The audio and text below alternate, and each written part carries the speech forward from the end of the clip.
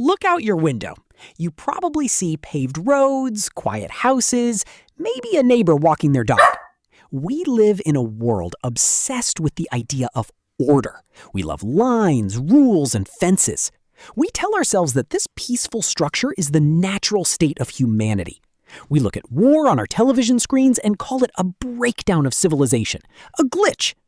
But that is a comfortable, modern lie. Peace is the glitch. Peace is the absolute anomaly. For 3 million years, the default state of our species was brutal, unapologetic conflict. You are not the descendant of the peaceful gatherers who shared their food with strangers. Those tribes didn't survive the first winter. They were wiped out. You are sitting here today because your ancestors were the best killers in their valley.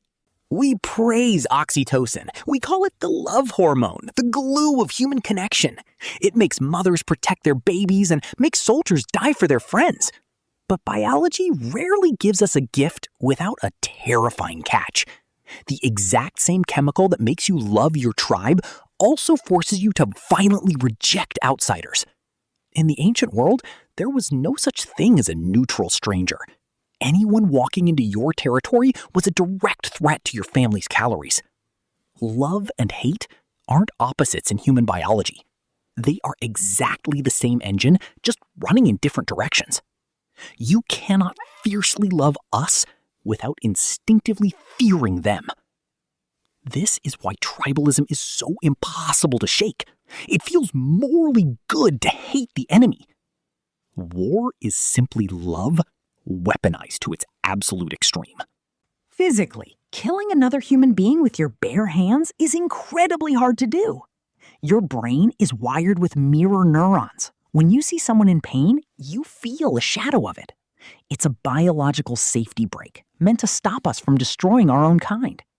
So, to go to war, we had to invent a way to cut the brake line. We call it dehumanization. You don't fight a father of 3. You fight an orc, a cockroach, a monster. Propaganda isn't just politics. It is a neurological hack to shut off your empathy. Once the enemy is stripped of their humanity, the mirror neurons go quiet. You no longer see a brother.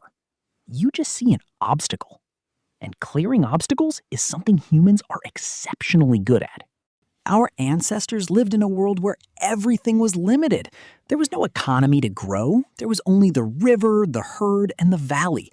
If another tribe moved into the valley, it meant your tribe would starve. It was a zero-sum game. Violence wasn't an act of malice. It was resource management. Fast forward to today. We live in an era of unimaginable abundance. Supermarkets throw away enough food to feed small countries. Yet, we still hoard. We still panic. We still look at foreign nations with deep suspicion. Because your DNA doesn't care about modern supply chains. It still thinks you are one bad winter away from extinction. The butcher in your blood doesn't know the world is rich. He only knows how to guard the cave. Let's talk about the distance. Killing a man with a stone is intimate. You feel the bone break. You feel the blood. It takes an enormous amount of psychological willpower to do it. But then we invented the spear. Then the bow. Then the rifle. Every leap in military technology is really just an attempt to increase the physical distance between the killer and the victim. Because distance acts as a psychological buffer. When the enemy is just a blurry speck on the horizon, they cease to be a person. Today, a drone operator sitting in Nevada can annihilate a building in the Middle East with a joystick. He doesn't smell the smoke. He doesn't hear the screams. He just sees a screen go gray. We haven't become less violent. We have just found ways to kill without feeling guilty. When a war ends, the trauma doesn't just fade away into the history books. It literally alters the genetic expression of the survivors. We call this epigenetics. It means the terror your grandfather felt in a trench might be living inside your nervous system right now. If he learned that loud noises meant death, he passed that hyper-vigilance down to you. You are born scanning the horizon for a threat that doesn't exist anymore. This is why you feel a sudden, inexplicable rage when someone cuts you off in traffic. Your brain isn't reacting to a minor inconvenience. It thinks you are being attacked by a rival tribe. We are walking around with wartime software running on peacetime hardware. The system is completely overwhelmed, searching for an enemy to justify its own panic. You aren't crazy. You are just carrying the survival mechanisms of a war you never fought. Have you ever noticed how peaceful societies often feel strangely boring? When humans are completely safe, fed, and comfortable, we tend to get depressed. We are not built for prolonged serenity. Your nervous system evolved to solve life or death problems on a daily basis. When those real problems disappear, the brain starts inventing fake ones. We start arguments online. We obsess over petty drama. We create tribal factions over sports or politics.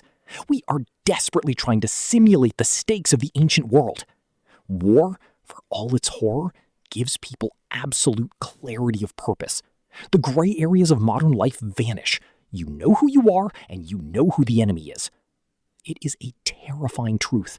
A small, dark part of the human psyche actually misses the simplicity of survival. We love to join groups. It is the most defining human trait.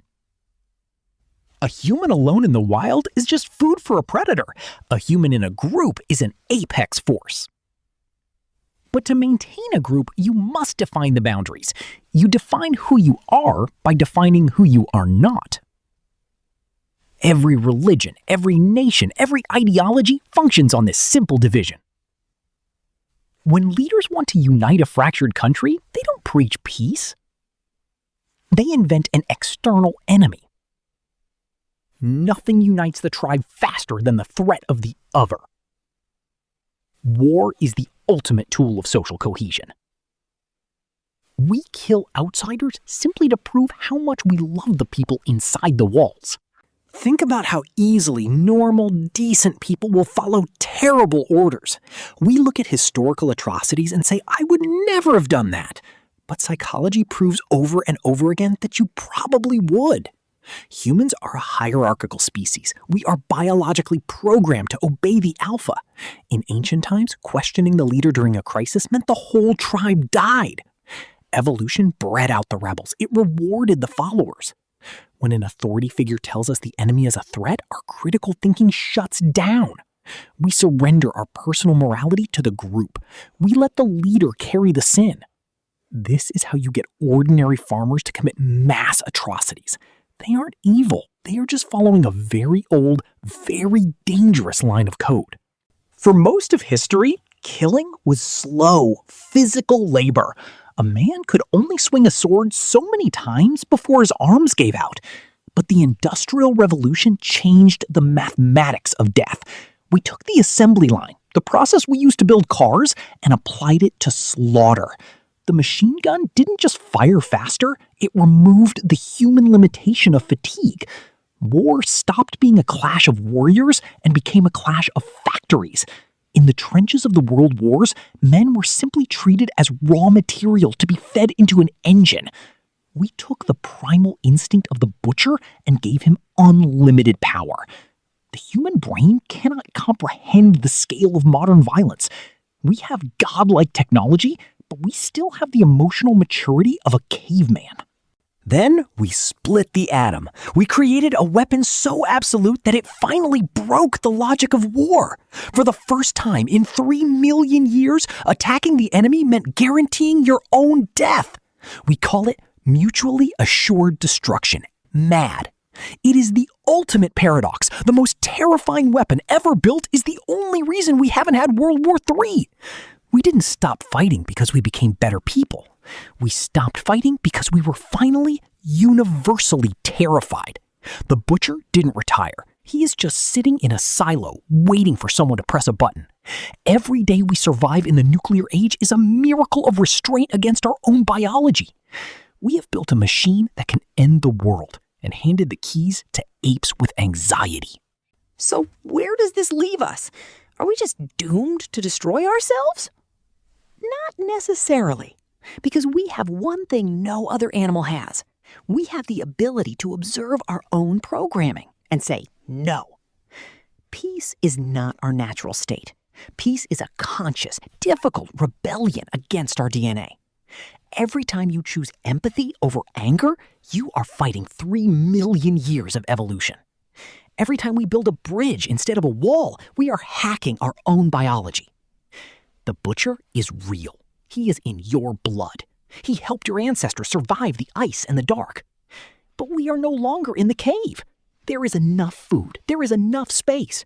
We don't have to listen to the ghost of the terrified hunter anymore. The next step in human evolution isn't a better weapon. It's the courage to finally lay the weapon down.